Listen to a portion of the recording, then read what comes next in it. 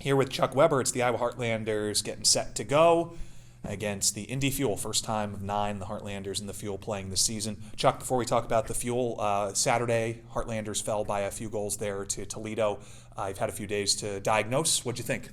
I thought we gave them Christmas early. Again, it was a situation we're going toe-to-toe with them.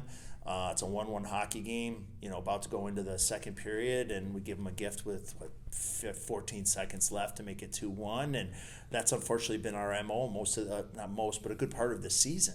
We play well for long stretches, and then we just make a big gaffe that ends up in the back of our net, and unfortunately, that happened again on Saturday, and it's something we're still working towards cleaning up. Yeah, when you mention that, a lot of it, it's easy to say, oh, well, the mental resilience to overcome it. But as someone that's coached for decades, when you give up a goal like that, what does it actually take within a very successful teams to be able to overcome it, shake it off, and not just say, oh, we're trying to shake it off, but actually overcome it and start turning the game around after something like that? Yeah, it's needing that next shift up to gain momentum back. Momentum is such a precious thing in sports.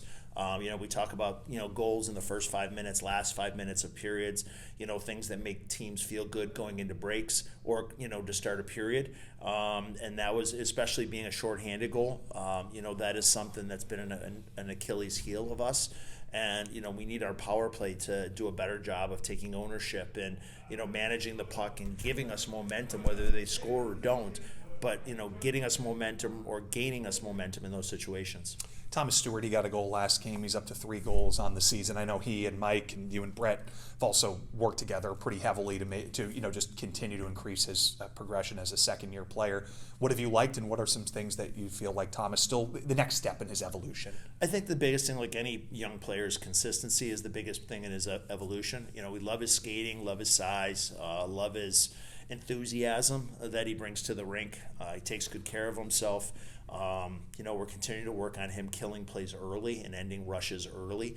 But he can keep the play simple. When he does that, has enough athleticism to get up in the play.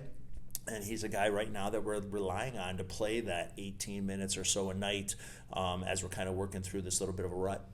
Riley Mercer, young goalie, we've seen that this year with him. Some just stand out, hey, he's on an NHL deal kind of games, and then also games where there might be one or so then over the course where, he's going to stop that as he continues in his career. So we haven't asked you about Riley in a bit. What have you thought of how he's taken the next steps in his development the last month or month and a half, kind of being the go-to guy here? Yeah, I love his personality, love his work ethic.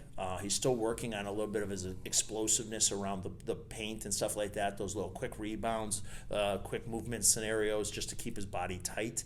But he's had to, carry the ball for us a little bit with Roos being up in the American League, and then Roos being sent down, kind of working through a couple things health-wise. And then, unfortunately, Roos has to go home for a family matter for the next couple of days. Hopefully, we'll have him back this weekend in Toledo. But this is why we have Dante here to be able to step in and help in these situations. And, this is a great opportunity for Merce to kind of show at the pro level he has the opportunity to be a number one. But, we need to see those save above expectation and those type of things on the rise. And when Roos is back, I'm looking forward to a healthy goalie competition. Over the last 4, now into the 5th year, if there's one or 2 words to describe the Indy Fuel under Duncan Dalmeo, the hard work, sort of something that always stands out from them. They're very defensively minded. They work hard on the forecheck, and they can, win games 2-1, or if you want to play them 5-4, they can, sometimes step up and do that too. So that's how they were the first 4 years. What does it look like on the tape in year 5 that we're seeing the Fuel? Ditto.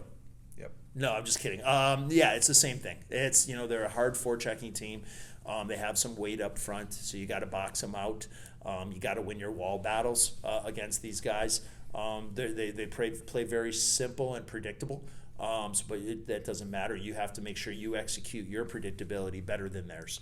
Credit to Duncan. He has a hard-working group over there that has an identity, and it's going to be a big test for us to find our winning ways. Chuck, thanks again for a few minutes. We appreciate it as always. Thanks, David. Again, that's Chuck Weber. Our pregame show wrapping up here. We'll be back on the air to start the game next.